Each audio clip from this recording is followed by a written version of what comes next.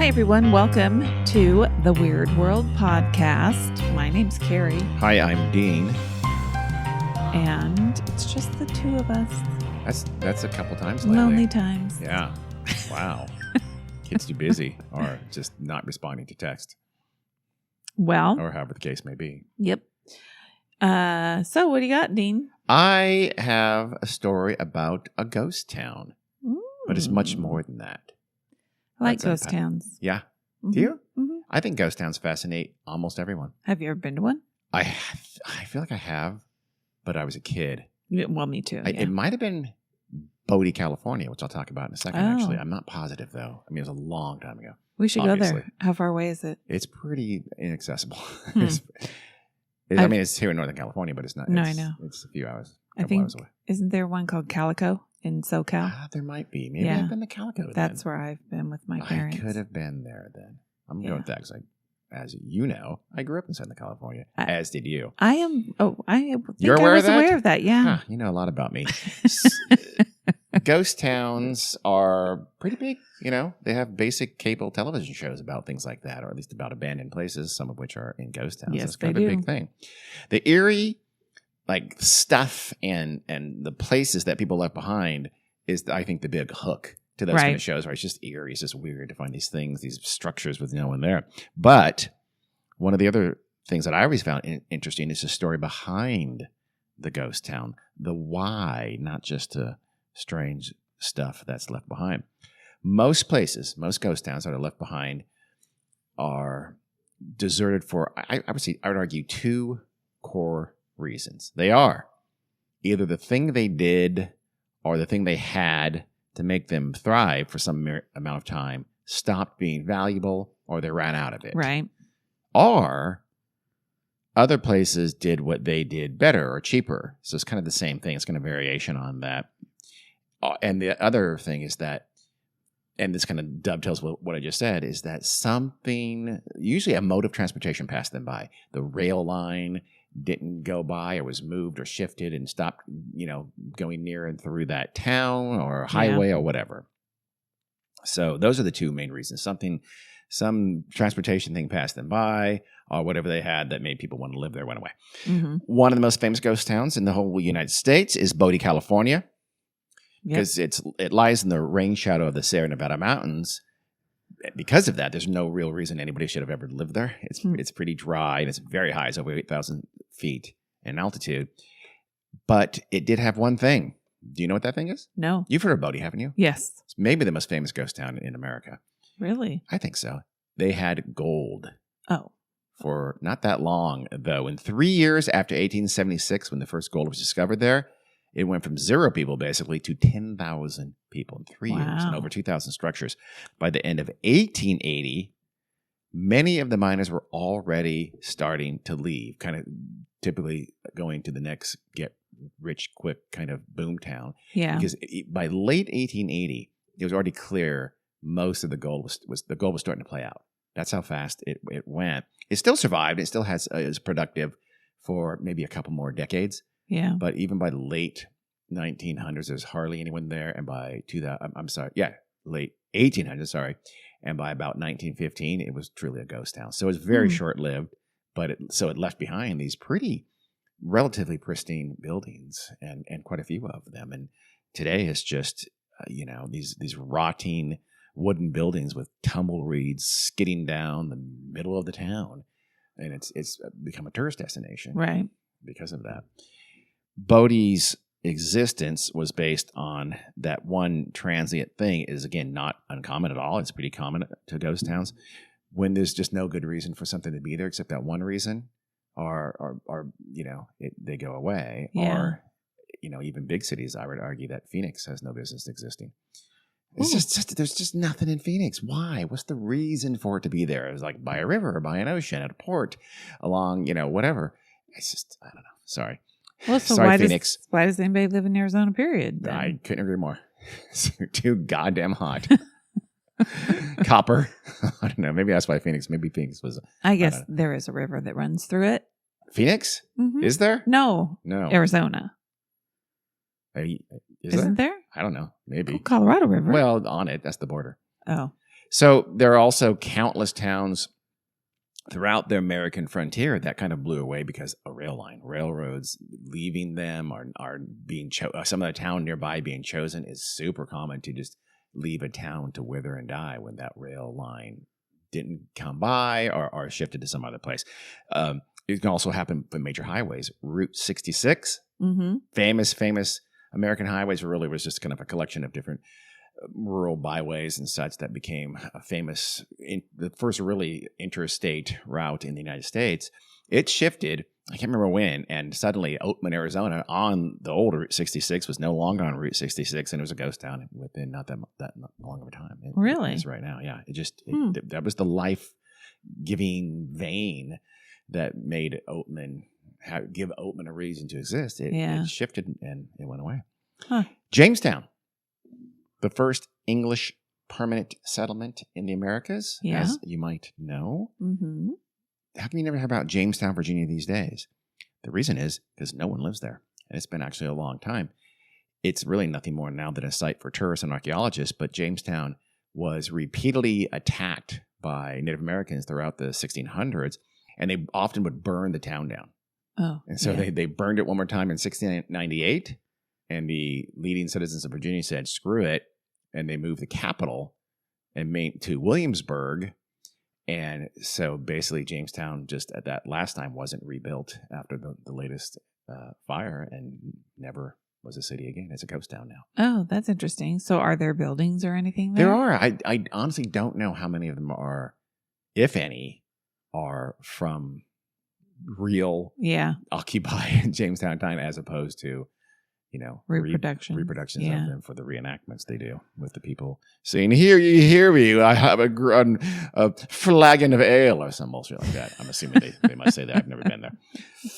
There are other reasons, of course, for ghost towns becoming ghost towns. There's natural disasters, for instance. What's the most famous natural disaster ghost town you can think of? It's really famous internationally in Italy. Oh, Pompeo? Pompeii. Pompeii. Some people say Mike Pompeo, Secretary of State, was named after the city of Pompeo.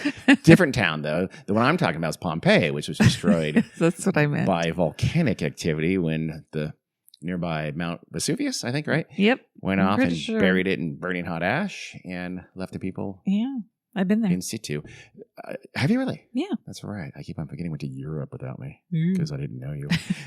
There are also planned ghost towns in a sense. So locating your town along a river, very common. Good strategy, right? Usually, yes. Great for transportation. Obviously, an important natural resource right next to you and fresh water. But in the more modern era, what can happen to your town that's in a river valley? Floods, baby. Not just floods. That can happen, sure. But dams can be built. So dams to create reservoirs to, quench the thirst of thirsty farms and cities have created many, many ghost towns. Yeah, they've also sunk many, many towns. Yeah. I can't remember where it was, but I don't remember, but there's one that a pretty good sized town, like in Tennessee or something like that, you can pass over and the water's clear enough where you can look down in the water on your boat and you see, church steeples and the roofs of houses and just everything looks pretty pristine because it's been sunk in water for all this time since I think the late 1800s, something like that, when they built the dam. And the tallest branches of the trees still rise above the water line, right? The trees that were drowned along with the town. Of course, the most famous, I think, for that is from China, where the Three Gorges Dam was built to tame the Yangtze River. And in the 1990s, it finally went operational, I think in 2004 or 6 or something like that. That dam, according to Britannica anyway, displaced 1.3 million people. Wow. And drowned and covered countless priceless natural spaces and valleys and things like that, and historically significant sites and buildings as well. Really? Oh, yeah. It was a huge deal. It was incredibly controversial, but it's a dictatorship. So there was tremendous uproar, but, in a democracy, that wouldn't have happened. Isn't there something in Folsom Lake? Maybe. Buildings and probably. I think so. Yeah, I wouldn't be surprised at all. And of course, the Centralia, Pennsylvania, right? That had to be deserted in 1962 when the coal mine that ran under Centralia caught on fire and has yet to be quenched to this day. But that's a topic for another episode. We'll have to cover that one eventually. There's also war. The Turkish invasion of northern Cyprus, for instance, in 1974, that's in the Mediterranean, south of Turkey. It has led to like the slow ebbing end to a city called Varosha. Actually, maybe not that slow, but it was right on the border of these two entities now, Turkish Cyprus and Greek Cyprus. And so, like a fence line went right through it. So this once bustling Greek tourist destination, a major Greek tourist destination on the coast of, I think the eastern coast of Cyprus, is no more. It's a ghost town now. All the Greeks fled just before in front of the Turkish forces, just making it out. And then they did battle right along that line there, and that kind of settled into the border, and there's no one there anymore in Varosha. It's gone. It's a ghost town. Also, there's been some famous, like, have you ever heard of Palmyra? Uh-huh. It was a big, it was a huge, it's kind of forgotten to history now, but it almost rivaled Rome for a time. It's part of the Roman Empire, and it's also part of other empires. It's in now what's now Syria, and it's just over time conquered by various places that eventually just kind of gave it the ghost and is now a ghost town. But it was a major, major power, a major city in the olden days. Back in the U.S., the Dutch colony, you've heard of a Dutch colony along the Delaware River called Zwanendale?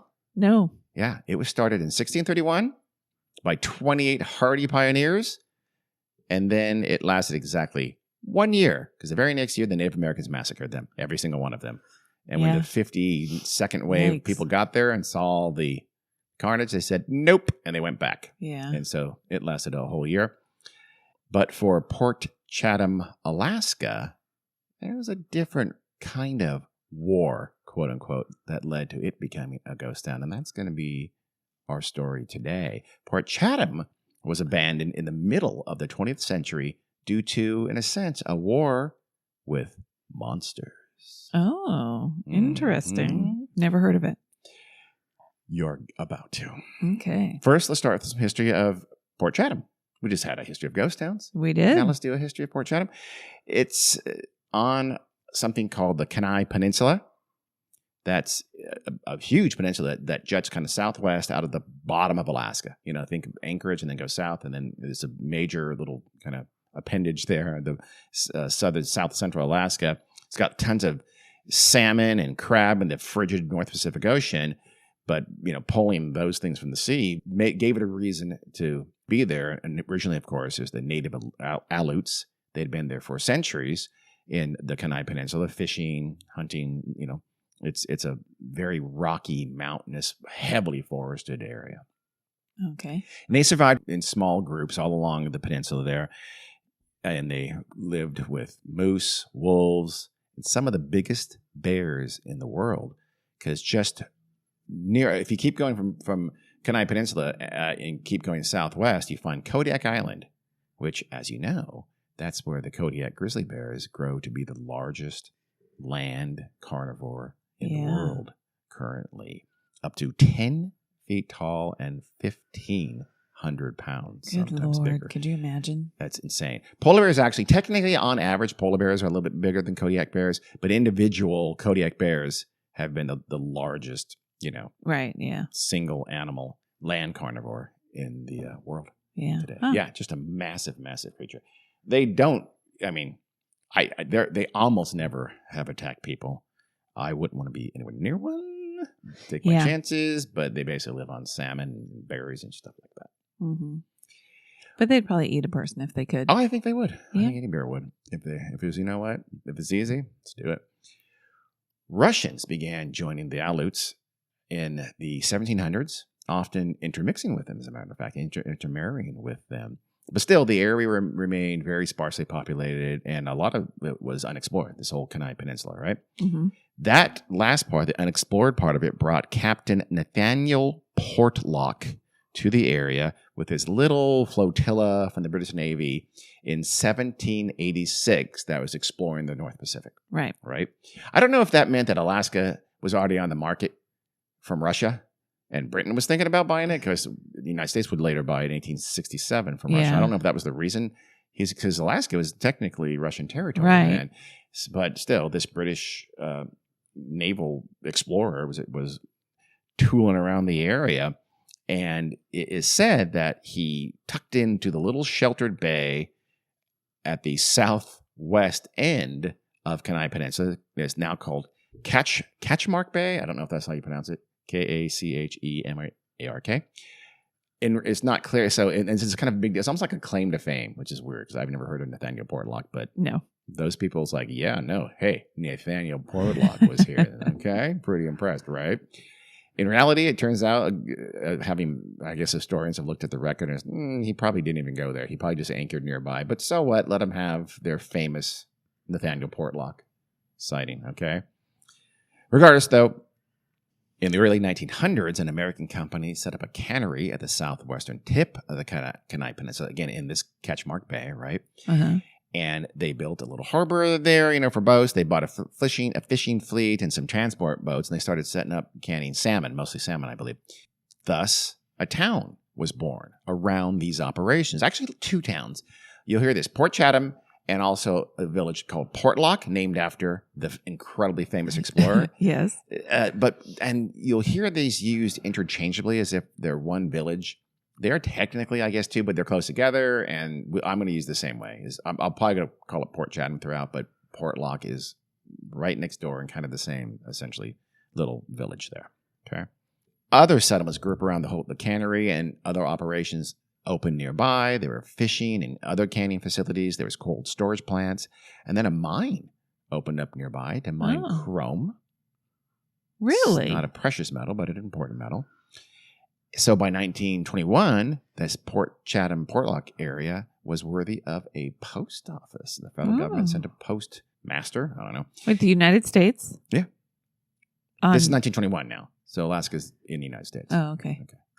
Russia. We got it from Russia. I thought it was before that. No. The fishing and cannage and storage and mining operations supported a small but stable population. So this is a thriving concern here. Wait, I have a question. Port Chatham, yes.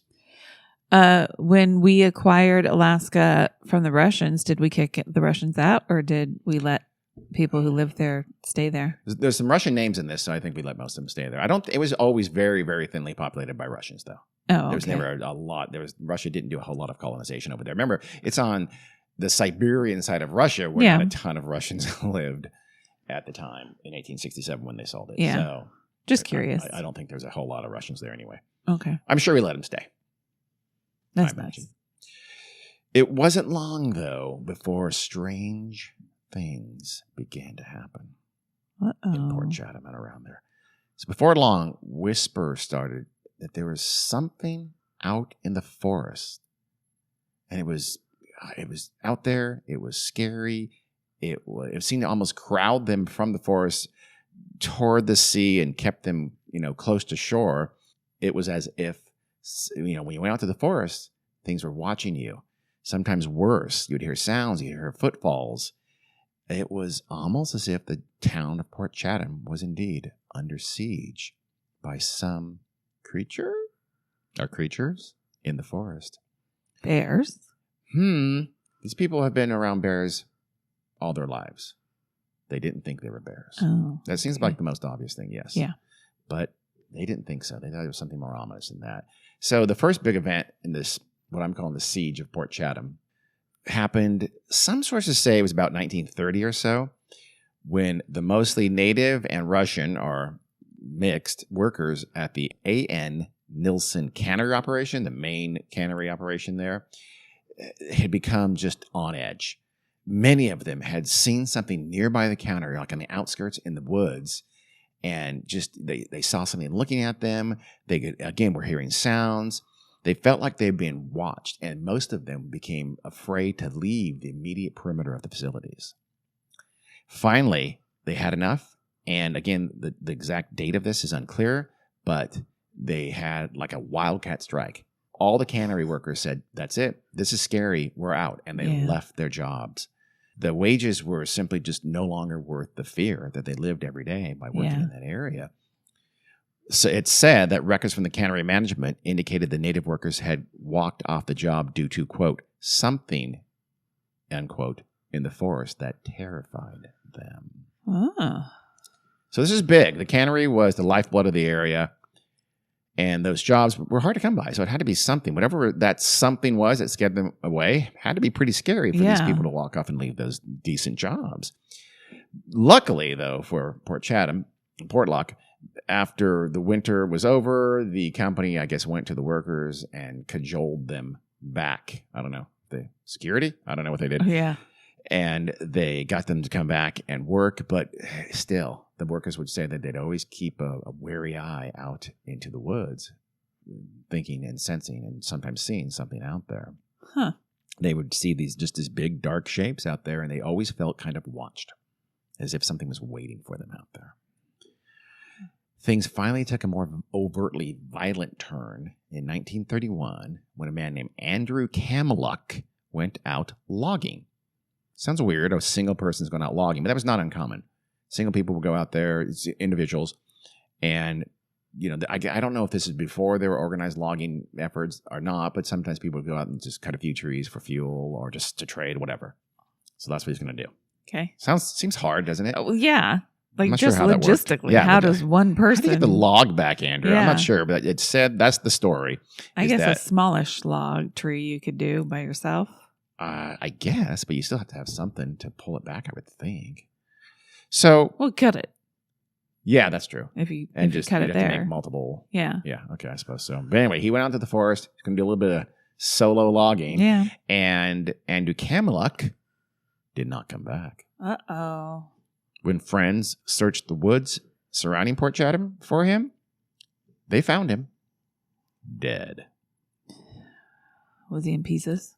His head had been smashed in brutally, and they found, I guess nearby, they saw the weapon. It was one of two things. It was either a huge heavy log or a piece of heavy logging equipment that was found next to him. I don't know if they found blood smears or something like that, but that's that's how the story has come down. The odd thing was that this particular blunt instrument, whether it was the log or the machinery, weighed hundreds of pounds. No one could wield that kind of a weapon. No thing that we know of. Maybe he fell on it. At least nothing human. And I don't think he fell on it. You're going to have your head crashed in by falling on a piece of machinery. I don't think you'd have to fall from a height, and he didn't. Maybe Don't question it. Maybe he committed suicide. Oh, my God, Gary. Maybe he climbed to the top of a tree and then jumped. Oh, you ruined everything. Possible. No, not possible. I am denying the possibility of that. Did they even think about that as a No, possibility? no one, Carrie, no one has ever thought about that except you. Okay. Then people started disappearing. Oh. The first named disappeared person was a local elder named either Simeon or Simon Kvasnikov. Oh. He was from Port Graham, which is nearby, and it's a larger coastal town, I think, north of Port Chatham. Kvasnikov told friends he was going to go out and do a little gold mining. He's going out in the forest and see if he can find some gold. Again, not terribly unusual. I'm sure it was river pan. I'm assuming gold. He wasn't. I don't know. Maybe he was digging. I'm not sure, to be honest with you. But Alaska has gold. He was going to go out and do a little gold mining. Nothing to see here. Nothing unusual. It's unclear how long people expected him to be gone, but I think we have to assume it was shorter than forever because Kvasnikov was never seen again and no body was ever found. Oh. Though few names have come down to us from this era, this is in the 20s and 30s into the 40s, this was the first of a spate of disappearances in and around Port Chatham. Throughout the decade, at least for sure the 30s, it seemed to have its height during the 30s. People would go into the forests of the Kenai for whatever reason, again, hunting, logging, mining, whatever, and they would never return. And soon people started to notice that a lot of our friends and neighbors are disappearing. Some sources say at least a dozen people disappeared during the 1930s. Some sources say 3 dozen. In the 30s, of people disappeared from that area, Port Chatham, Port Lockham, presumably Port Graham, just that area of southwest Kenai Peninsula, disappeared, were never seen again. Even into World War II, workers from the cannery or the chrome mine or sometimes other locals too, would go out, whatever, hunting or whatever in the forest, and they'd never return. And this got noticed because the war effort needed that food and the chrome. So it became kind of an issue a little bit, according to the stories.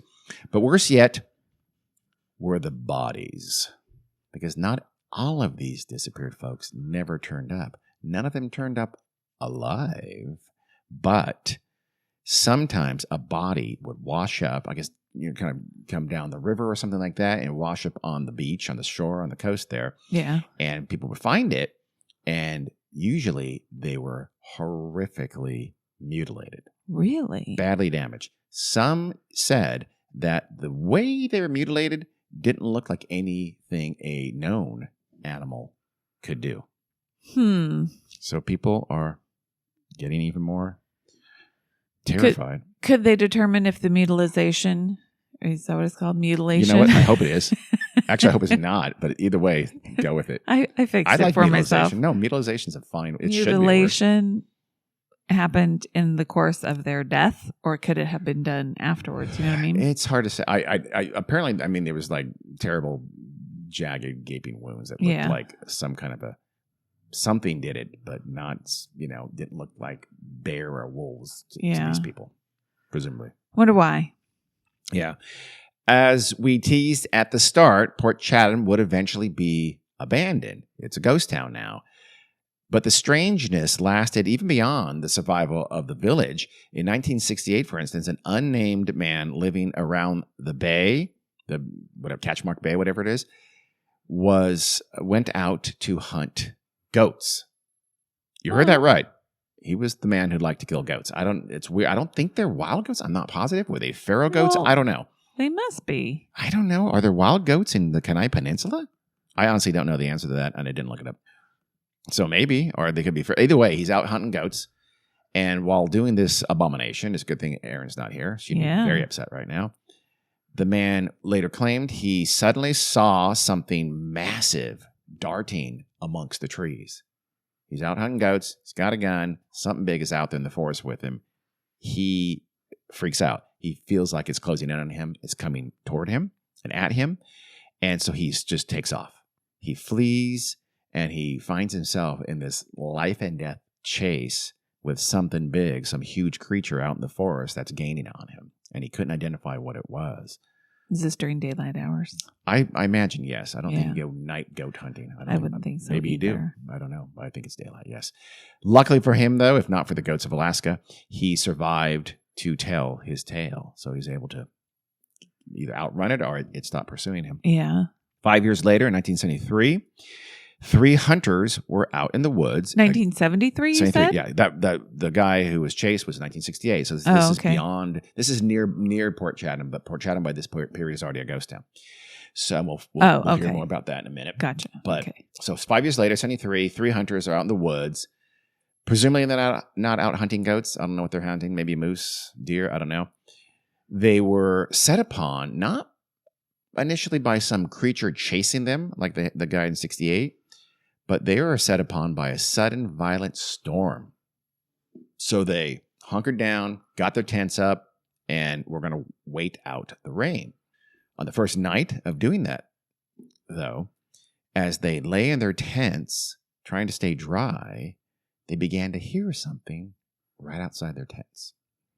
It's kind of sniffing around, maybe even sniffing at the flaps. It's walking around all 3 of their tents. They'd later share stories the next morning, and all 3 of them would say that, that thing was walking around my tent as well. Come up close. This thin nylon. It's all that stands between them and this creature, whatever it was. And they just couldn't tell for sure. Could it be a big grizzly bear? Maybe, but they thought maybe not, because to each of the hunters, they thought that it sounded like it was walking on 2 feet. The creature was bipedal. I don't know what that sounds like exactly. Yeah, what does that sound like? But to them, to these 3 hunters, they felt like it was 2-legged. Whatever it was. And I know what you're thinking, and we're all thinking it, and we'll get to that. Yeah. But the creature repeated its terrifying circuit of their tents for the next 2 nights because the rain just would not let up. And finally, the storm broke. After 3 days, and the hunters when it broke in the morning, they packed up and got the hell out of there, and did not ever want to go back to the Kenai Peninsula again. Well, whatever it was, I could have easily harmed them if it wanted to. You would think, right? You would think. So it didn't. Nylon 10. You would think that. I always wonder, like when people go camping, bears. That bear would have absolutely no problem ripping through your little nylon tent. So I don't know. In 1990, we go now to Anchorage, but there's a reason. Paramedic is called in to aid a 70-year-old native Aleut who had a heart attack while he was being housed at the Eagle River Jail. Oh. So not voluntarily. They were speaking. He's laying on the gurney. He's giving him treatment. The EMT is giving this man treatment, and they're talking. He's conscious. And the man mentions that he was from the Kenai Peninsula, the Aleut. The EMT says, "Oh, that's interesting. I was down there hunting recently on the Kenai Peninsula down toward Port Chatham. And, let's share neat stories." The old man's eyes suddenly widened. He sat up in the gurney and grabbed the EMT by his shirt and pulled him close. He went face to face with him. And he asked the EMT, "Did it bother you?" The EMT knew exactly what he meant. Right. Because he said, "Yes, it had." So then the old man asked, "Did you see it?" The EMT answered, "No, I didn't see it. Did you see it?" And the old man told the EMT, no, he had never seen the thing out there by Port Chatham, but his brother had, and his brother had been chased by it years ago. Really? If all of this, by the way, wasn't scary enough and strange enough, there's also another Native American, Native Aleut legend in the area that says that's more of a traditional ghost. I'm just saying this kind of as an aside, because it's interesting. It's at least as traditional in the sense of being human or a human ghost, a phantom. It's the phantom of a woman in a long black dress who goes up in the tops of cliffs and just sort of screams and moans and groans until she disappears. Like Moaning Myrtle. Yeah, kind of like that, only scarier and freakier. So, what exactly was laying siege to the town of Port Chatham from sometime in the 1920s at least, but definitely through the 30s and into the 40s into World War II? What was this thing?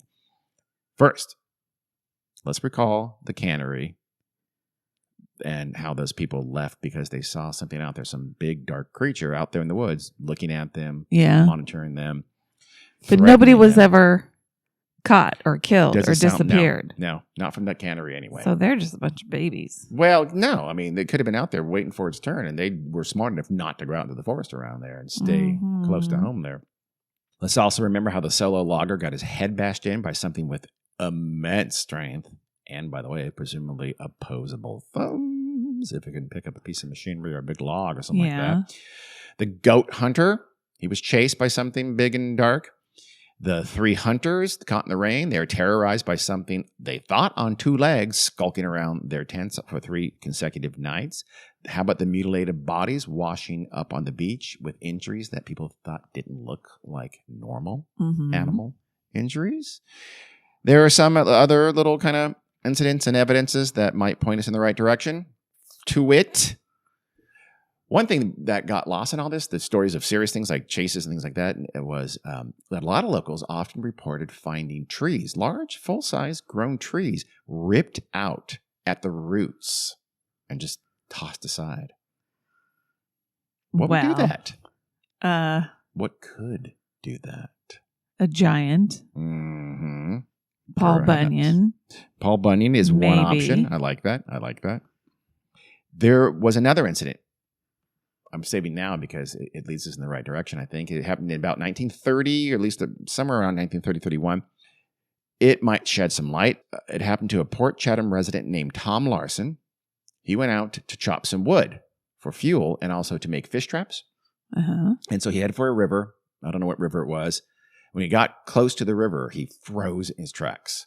Ahead of him, down by the water, was something huge and hairy. It looked to him like it was destroying someone else's fish traps, just smashing them to bits. Yeah.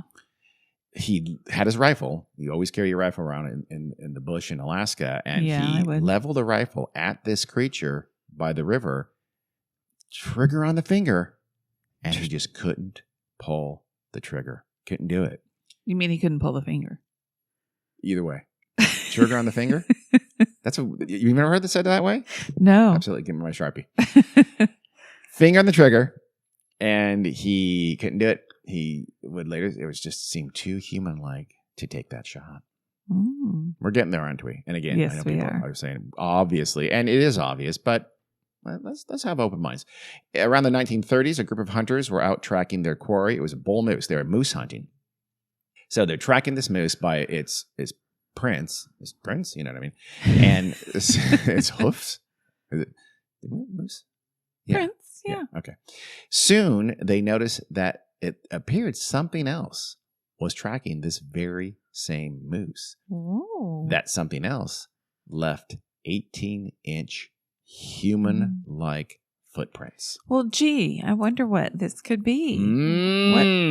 I'm sticking with Paul Bunyan. Are you? Okay, so far. Soon, they reached an area where the grass was all matted down and disturbed. They thought it looked like something had happened here, like a battle, like a fight. And they, went a little further on this little matted down area. On the other side, the only prints that continued were those huge 18-inch man-like footprints, kind of like how Jesus carries you on the beach. Yep. Very much like that. So 2 prints went in, fight. One print left. Fight. They're rolling around on the ground, apparently. It was a tussle. It's a moose, man. Yeah. But this thing is able to kill a moose, which is not easy. Even with a gun, I don't think it's easy. But I know. However, if this creature could pluck full-size trees out of the ground by their birch roots. trees. No, don't think like redwoods, nothing like that. The kind of thin, full-grown trees. But if you've seen an aspen or a birch, something like that, but yeah. Do they have those up there in Alaska? They have birch trees, I'll bet you. I think, maybe. I'm going to assume. I bet they do. I don't know. I've tried to pull a smallish things. Well, guess what? You're not out of the soil. Hairy creature. Or at least you're not giant. But to the things I've tried to pull out of the ground, I'm giant. That's true. Yeah. You feel? Do you do that because you want to feel like a giant? Is that why you garden? You feel just big and strong to these flowers. Roots are strong. Okay. Then we have actual clear sightings. Okay. As far back as 1900, a prospector near Thomas Bay was out prospecting. He climbed up a tree. He wanted to get his bearings, see where he was. So he climbed a tree, started looking around, and in the distance, he spotted a group of creatures. He described them as, quote, the most hideous creatures. I couldn't call them anything but devils. Oh, okay. That's not nice. Well, no, it's not, is it? Because aren't we all God's creatures? I think so. And don't call us hideous devils. Exactly. Thank you very much, prospector. When he realized they were coming toward him, maybe even for him, he basically dropped out of the tree, shinnied down, and he raced for his canoe, escaping just ahead of the advancing man-like devil monsters. He felt certain that they did mean him harm. Me too. Though if he was able to scale down a tree, run to a canoe, and then get far enough away in the river before they could reach him, they weren't very fast, it sounds like to me. Maybe there's ambling toward him. Depends on how far away they were. Yeah, you're right. Still pretty damn scary, if you ask me. So, a man named Albert Petka also had a sighting. In fact, he was attacked. He lived on a boat near a town called Nulato. Yeah, it's in the Alaskan interior. Thomas Bay, by the way, is over on the Alaskan Panhandle, so we're not in Port Chatham, but I'll tell you why in a second. Okay, what year are we in now? I don't know. This was in the first half of the 20th century, but Albert Petka was attacked on the boat, on his houseboat, effectively, by something he called a bushman. A quote, bushman. His dogs bravely fought with him, and they were eventually able to drive the creature away, but Petka was left badly injured. Rescuers came to his aid, and he was able to choke out the story of his attack by these bushmen, and then, sadly, he died. Oh, goodness. He was killed by these things. Did the dog survive? I hope so. I'm going to say yes. Okay, good. Thank you. Another man named John Meyer was camping near Ruby, Alaska, which is not too far from Nulato, again in the Alaskan interior. And in 1943, he too was attacked by a bushman. Meyer also had dogs, and they also came to his aid, and he was able to escape and get to his canoe and paddle to help there. But he, again, was badly injured. He got to some, I don't know, a mining camp or something like that, and he was able to tell his story before he too succumbed to his injuries from the Bushmen. Though, again, these events weren't in the Kenai, they provide a further hint to the terrifying identity of this creature that did terrorize Port Chatham. These events, and the events at Port Chatham, of course, were undoubtedly the doing of the Nantinnuk. The Nantinnuk is a creature said by the natives of Alaska to be a, you guessed it, giant, hairy-like beast. A man-like beast, what we would, of course, call a Sasquatch or a Bigfoot. Yep. But the Sasquatch they have up there in Alaska, they're not Harry and the Henderson Sasquatch. They're not sweet and shy. These things are vicious and murderous, and they hate people. Period. They are brutal. Finally, this whole idea was seemingly confirmed in 2009 when an article appeared in the Homer Tribune. Homer's a town on the Kenai Peninsula, and it outlined the story of the siege of Port Chatham and all the different disappearances and all the different things I've talked about. They appeared in that 2009 article in the Homer Tribune. A lot of that came from a 1973 Anchorage newspaper article, which I guess no one could find it, but someone finally did. But it was retold in the book of a guy named John Green, who's a Bigfoot hunter back in the day. But it essentially told the whole story of the siege of Port Chatham and how it became a ghost town. And in this article in 2009, we find out the story. The author of the Homer Tribune was able to interview a woman named Melania Helen Kell, and she was an elder of the Nanwadlek natives tribe. And she told her story in 2009. She had been born in Port Chatham in 1934. Oh. When she was a girl, her mother had told her about the town and how it had been terrorized up the 1920s and 30s, and basically for 2+ decades had been terrorized by these Nantinooks out to get them, to the point where no one would even be feared going out into the forest. And you know, these creatures, the word connoted kind of this half man, half beast. So she confirmed that they, that's what it was, is this man-like creature called the Nantinnook. And for whatever reason, it laid siege to Port Chatham and Portlock. And all this explains all those disappearances. The guy with the bastion head, etc., was by these creatures, these evil Sasquatch creatures. So even in the 1940s, people started to leave. And, especially families with children, some of those started to leave. And kind of the vibrancy of the town was diminishing when in 1949, the town had enough.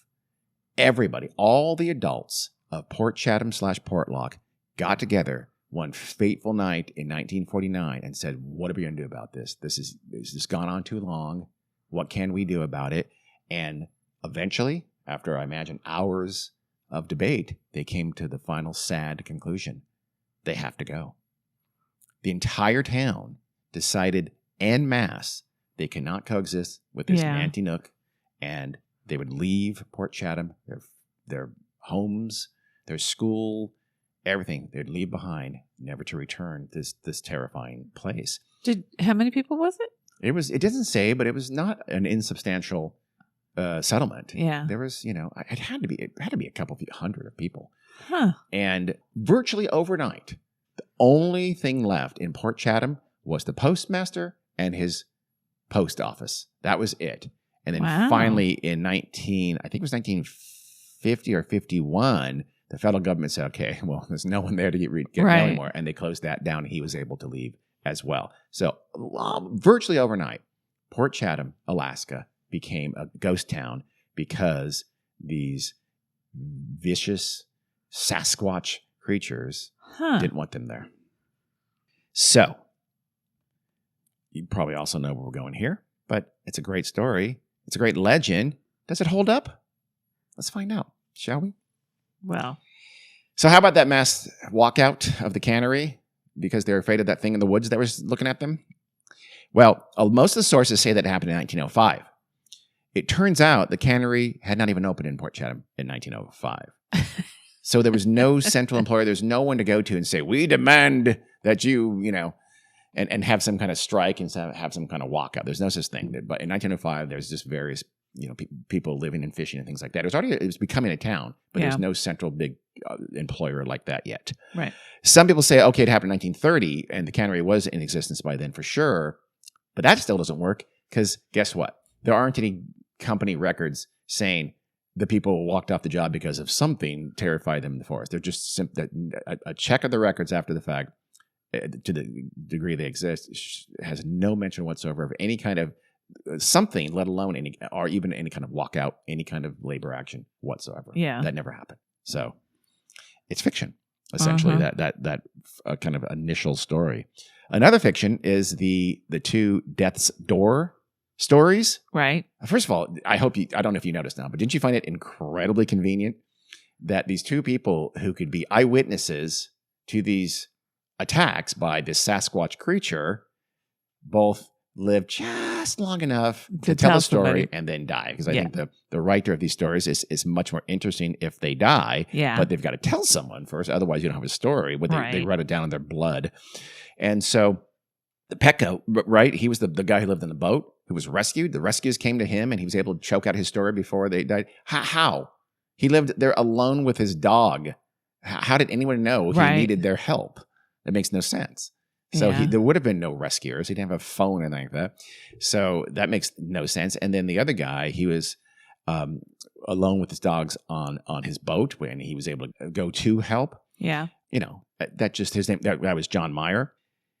Again, it's just incredibly convenient that he's able to gasp out his story and then die. It's kind of a creepypasta-like detail that should be a huge red flag that the story is just bad fiction. And in this case, it is. The biggest fiction, though, is the whole rash of disappearances. Whether it was 12 or 30 or 40, they never happened. Right. There's nothing of that sort. Very few of these supposed disappearances you'll know. Really only Kvasnikov, the gold miner, have names associated with him, these disappearances. There's no names. There's one guy has a name. The others are just 12 people disappeared. Maybe it's 20. Maybe it's 30. Maybe it's more. The rest of these disappearances are asserted free of names and any really of those kinds of details that would allow them to be investigated. Another monumental red flag. And then there are just the sheer numbers, right? 12, 3 dozen. How many people would it take in a small area to disappear in a relatively short amount of time before people are shitting themselves? And it's a huge deal. And it's a major media story, at least locally, if not beyond. Well, not many. Yeah. A handful, I would argue. Yeah. Single digit, I would argue. But 36 or something like that, oh my God, it'd be international news. Yeah. So it's, that's pretty ludicrous.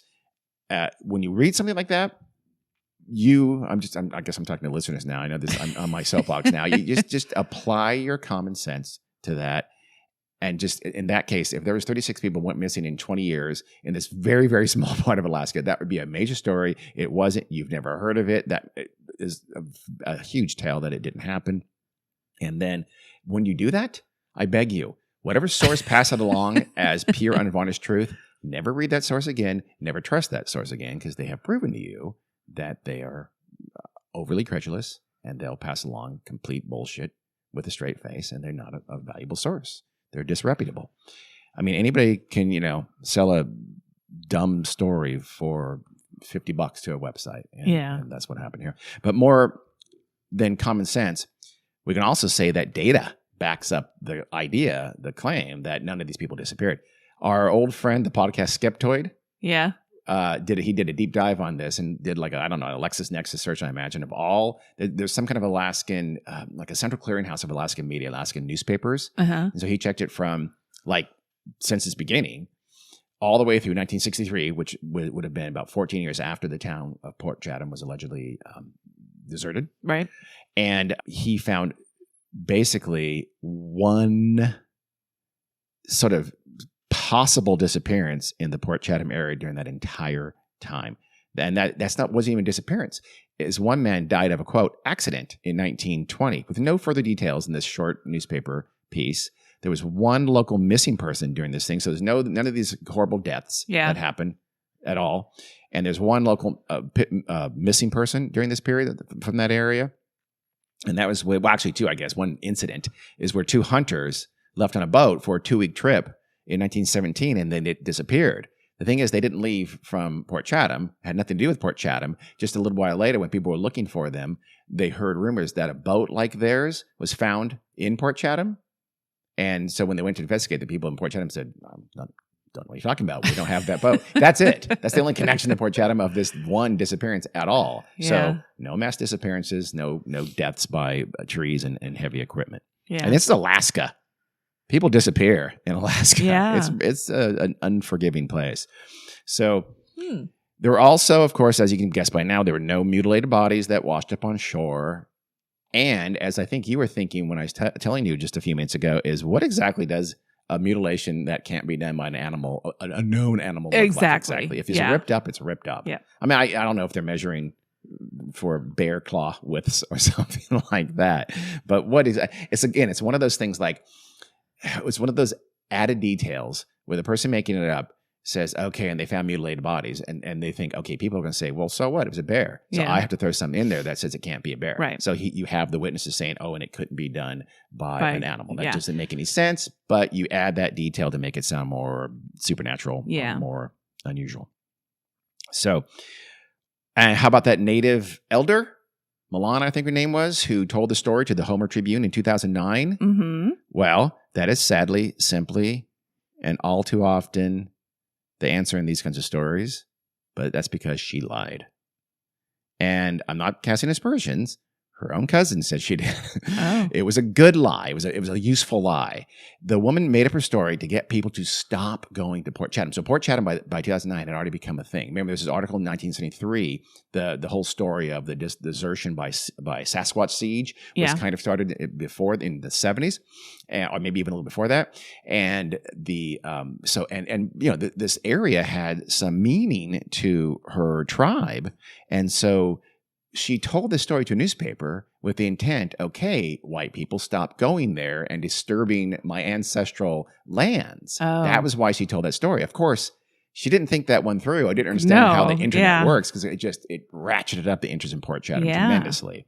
So it was it had the opposite effect, but that was the intent. Here is her relative, who later explained what happened. I'm going to quote, "My cousin Melania was being interviewed, and we were sitting with her. Her name is Sally. That's her cousin.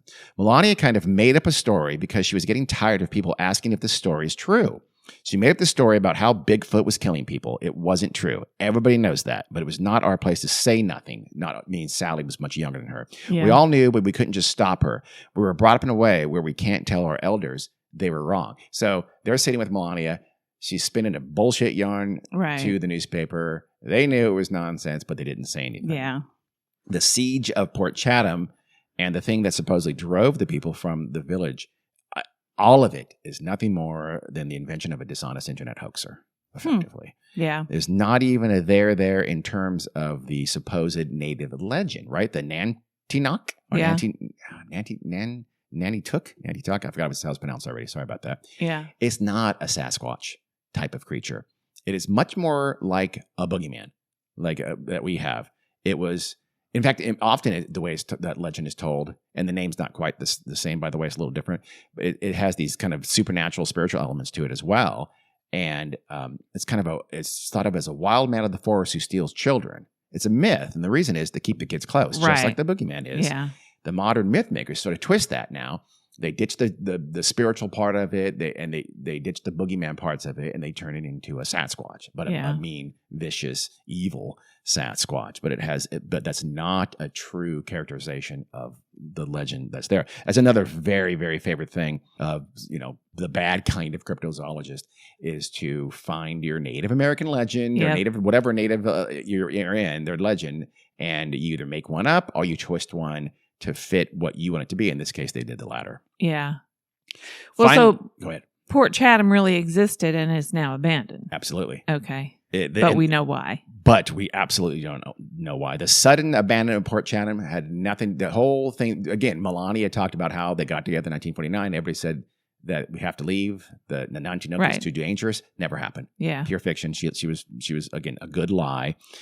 No one left Port Chatham from fear, and it was not that suddenly abandoned. And as always, the answer is a lot more prosaic. What happened is that the people of Port Chatham did leave fairly quickly, but they did so not long. Mostly they started leaving in larger numbers right after World War II for a couple of very explicable reasons. One, and critically, the Alaskan Highway, I think it's called Highway 1, that loops through Alaska, and that area of southern Alaska, was completed just after the war, and its route did not include Port Chatham. It didn't go that far. It didn't, and so it went through like Port Graham and to the north, and so almost overnight, it became much easier and cheaper and more efficient for people shipping or storing fish and things like that to do so on one of the towns like Port Graham along the highway. So Port Chatham's economic reason for being was suddenly became very expensive, very inefficient. You could go there by boat, but that was much more expensive than doing it by truck.